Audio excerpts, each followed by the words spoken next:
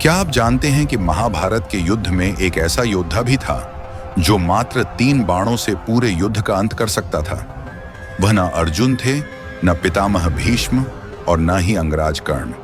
यह कथा महाभारत के मध्यकालीन युग से आरंभ होती है, जहां एक वीर योद्धा ने अपने वचन की रक्षा के लिए स्वयं अपना शीश दान कर दिया। बाद में वह श्री श्याम बाबा के नाम से विख्यात हुए। उस बालक का नाम था बर्बरीक। वह गदाधारी भीम के पुत्र घटोत्कच और दैत्य मूर की पुत्री मोरवी के पुत्र थे।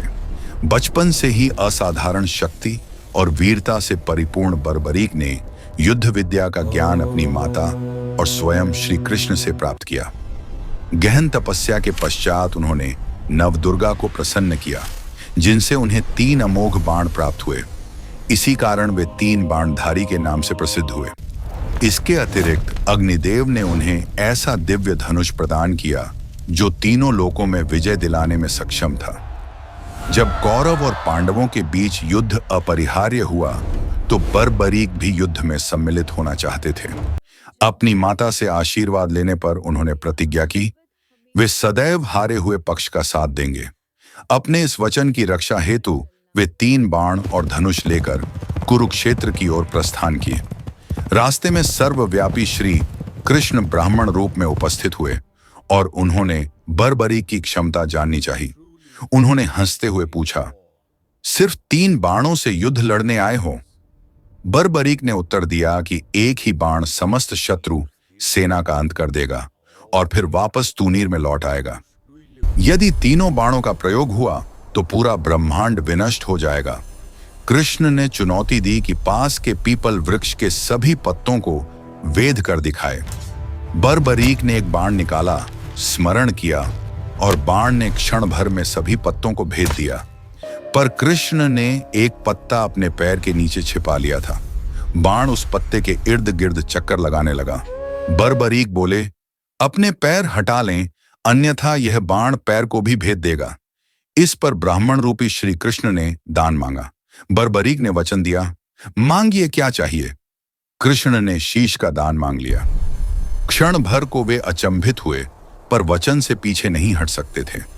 उन्होंने कहा कि कोई साधारण ब्राह्मण ऐसा दान नहीं मांग सकता, अतः वास्तविक स्वरूप प्रकट करें।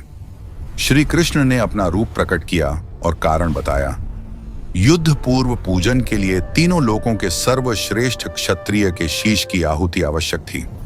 बर्बरीक ने शीश दान के लिए सहमति दी और इसके बदले केवल एक वर मांगा, मेरे शीश को ऐसे स्थान पर स्थापित किया जाए जहां से मैं पूरा युद्ध देख सकूं। कृष्ण ने इसकी अनुमति दी। उनका शीश युद्ध भूमि के समीप एक पहाड़ी पर स्थापित किया गया। इसी बलिदान के कारण वे शीश के दानी कहलाए। यह घटना फाल्गुन द्वादशी को घटी।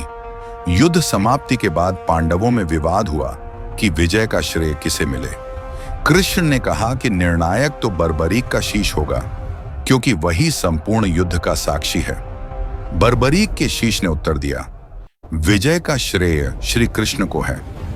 उन्हीं की नीति, उपस्थिति और सुदर्शन चक्र युद्ध के वास्तविक कारण थे।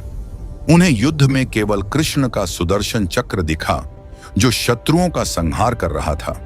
महाकाली उनके आदेश से रक्तपान कर रही थी।